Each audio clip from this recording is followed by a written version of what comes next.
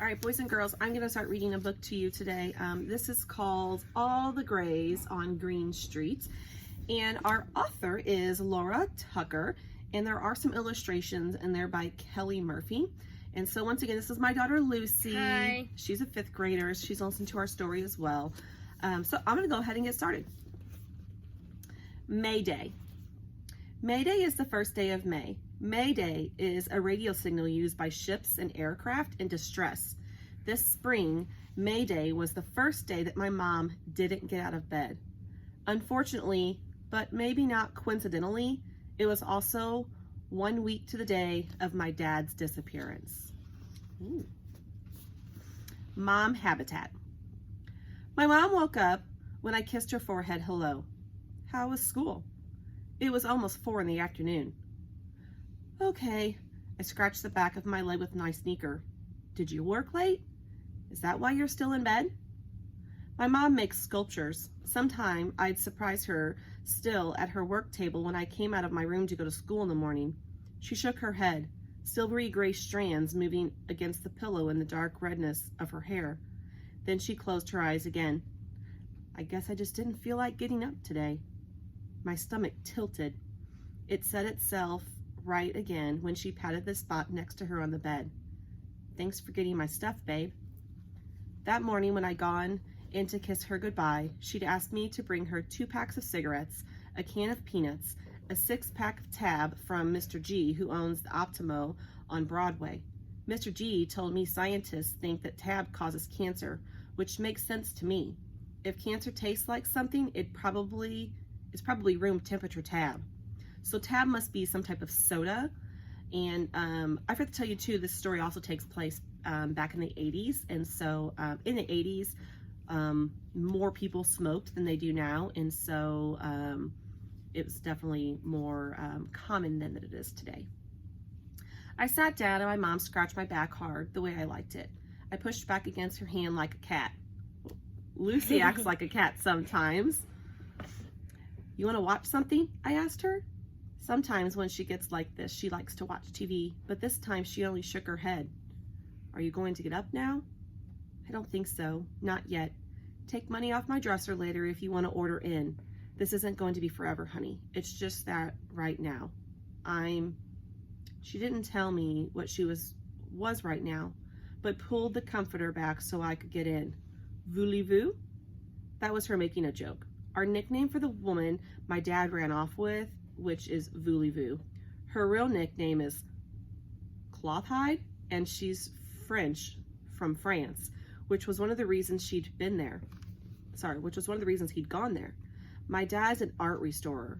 He used to fix damaged artwork in his studio on the floor above us, but in the 7 days since he'd been gone, his partner Apollo had taken over most of the work. Apollo has a Greek name like me. Even though he's Polish, my name is Olympia. Comes from a painting by that's not Monet. Manet? Oh, I'll have to ask Miss Clance about that one. M-A-N-E-T. Who was French like voulez-vous. The painting caused a tremendous scandal in 1865, the first time it was shown. Not because Olympia is nude, but because of the way she's looking straight out at the viewer. I guess nudes weren't supposed to look back, which most of you already know too by talking to Mrs. Clance, that sometimes artists would paint or sculpt people nude. I don't know why. I think I'll ask Miss Clance that. Is this a boy or a girl? Olympia? I don't think we know yet. I'm thinking it's a girl, but I'm not quite sure. Yep. Because it said I think it said her up there. I don't know. Well, it's written in first person because she's saying what a lot, or he's saying what a lot. The painting was caused a tremendous. She's looking straight at the viewer, so I was thinking like the painting was a girl, so they. Oh, you're talking about the girl. I thought you were talking about the character. Yeah, the character that was talking. Oh, maybe she's comparing herself. Yeah, maybe. We'll see. I guess we'll find out later on. But Olympia does sound like a feminine name. That's a great question. Maybe some of our viewers might have had those same questions. Mm-hmm. Okay. My mom opened her arms and I lay down so she could spoon me, leaving my feet sticking out from under the covers because I was still wearing my sneakers. My mom doesn't care about things like that, but I do. We lay there together in the half dark for a while, and I let myself be comforted by the warmth of her body and the mom habitat smell of the bed. When I could feel that she was asleep again, I rolled out from under her arm and went back out into the big room where it was still light. So it sounds to me that Olympia's mother is in a really sad spot right now because Olympia's father left them. He left them to be with a different woman. And so it's kind of sad for both of them. And so it's kind of nice that Olympia is comforting her mother. What do you think? Yeah. I like that too. Okay. 27 kisses. Our loft is in a building that used to be a factory. My parents' bedroom has a door. The bathroom does too. My bedroom just has a curtain. The rest of the apartment is the big room. I learned to ride a bike in there. I used to wish we lived in a normal house with a living room and a dining room and a backyard and a doorbell, except there's no way my parents could ever live in a house like that. Artists need lots of space and light. Lofts have both, and they're cheap for New York, but to live in one, you have to prove that there's an artist in residence. Our artist in residence is my mom. I wandered over to her workbench, an enormous stained wooden slab propped up on sawhorses between the windows on the Greene Street side of the loft. As I leaned in to see if she'd made anything new, I kept my hands by my side, an old habit to remind me not to touch. The pieces were all connected, balancing at impossible angles. I knew that when she was done, the way they were positioned would tell a story. I'd already seen the bottom marked "Push," strong black letters painted onto the old-fashioned green glass, wires trailing from the back of the panel like hair. I'd seen the used tea bag, stained on an antique yellow, that she'd cut open and embroidered with wandering stitches so minuscule. You know what minuscule means? Like teeny, teeny, teeny, tiny, barely seen. Okay. So minuscule you couldn't imagine the needles small enough to make them. And I'd seen the tiny fan, woven like cloth out of ordinary dressmaker's pins, waiting on a tattered piece of red flannel. I still couldn't figure out how she made it. Not everything was small. There was an enameled sign from a store that used to sell ladies' dresses, hammered almost beyond recognition into a rough crumple and slashed with paint. But she hadn't added anything new in a while. I wouldn't say I was worried. Still, the fact that she wasn't working wasn't great. I pushed the button on the answer machine on the windowsill, mostly to hear my dad's recorded voice boom out through the loft, telling people to leave a message, like the past week had never happened. There were 2 new messages. The first one was from my mom's new gallerist. "Hello, darling, checking in." The second person hung up, but not before the machine recorded them breathing for a while. In the movies, a heavy breather is usually a creeper, but this sounded more to me like someone thinking about what they wanted to say before deciding they didn't say it. Restless, I looked around the big room for something to draw. The late afternoon sunlight slanted through the enormous windows, cutting across the worn wood floorboards on a diagonal. Drawing light through glass is difficult, but my dad says you won't get better if you don't push yourself. I opened up my notebook and squinted like he taught me, reducing the shadows to a puzzle of light and dark shapes. Apollo gave me this notebook, the kind that real artists use. He also buys me Blackwing 602 pencils, which are the best. He's always trying to get me to use color, but I've got enough on my plate with gray for now.